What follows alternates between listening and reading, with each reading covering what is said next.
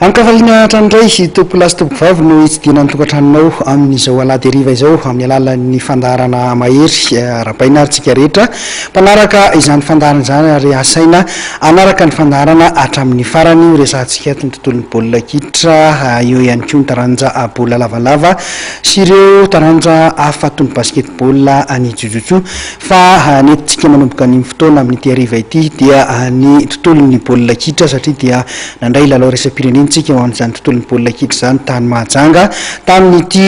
tolakandro ity fedina ny amboarany ranomasimbe andianina ho an'ireo ekipa tompondaka izay karakarain'ireo fédération naty amin'ny ranomasimbe andianina mikambana ao amin'ny UFOIMO izany ka nisaraka atsala irainyray ny knapsa sport sy ny ekipa ny US Sainte Marienne avy atsimo nosy larenao voatanany zareo renone tamin'ny isa rainyray zany isika malagasy tamin'ity androany ity araka izany dia mbola omafy ny miandry ny ekipa malagasy amin'ny lalao miverina amin'ny fahatelon'ny volana aogositra any amin'ny nosy larenao iry zareo vahiny no napiditra ny baolina voalohany teo amin'ny minitra fahafito tamin'ny alalan'ny bor ary tany minitra fahadimy amby folo voasala ny malagasy zany tamin'ny alalan'ny penalty no dakany njifa izay zany aloha ny vokatra avy any Mahajanga ho an'izay baolina kitra fedina ny ranomasimbe ny andianina izay fa iverina eto Antananarivo tsika hoe tsy mikanja be an'ny Mahamasina ny toy androany ny fedina tompondaka ny ligina lamanga rehefa niditra eo amin'ny poule des as ka samy nivoaka nandresy avokoa androany tolakandro ny tana formation sy ny LGK plus.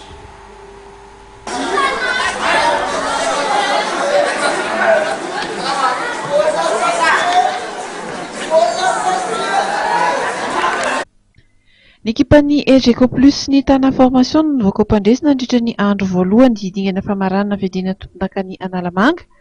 Atao amin'ny lalao voalohany aloha dia tamin'ny Saronao Reno ny voan'ny LGK plus mpandresy nanoloana ny IFC. Ekipan'ny commune nefa no nanokatra nisa tamin'ny alalan'ny Fredy fito amin'ny trafady amby efapolo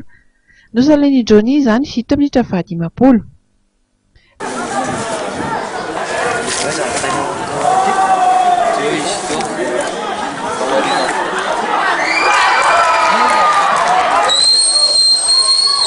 Taorian'izay dia nahazo karatra maina Inos ho an'ny IFC fanapa-kevitra izay tsy nahafaly ny namany sy ny mpitantana amin'ity ekipa ity.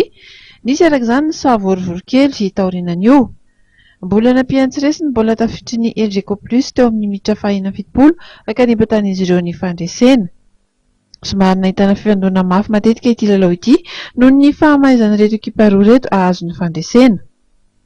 Nanarak'izay dia tamin'ny isa iray ny ohatra ihany koa nandresen'ny tana formation ny ekipan'ny AS Adema teo amin'ny fihaonana faharoa. Baolina tokana izay tafiditry lanto tamin'ny alalan'ny penalty teo amin'ny fidirana faharoa taorian'ny fahadisoana ataon'ny Hilao nanoloana any Fabrice.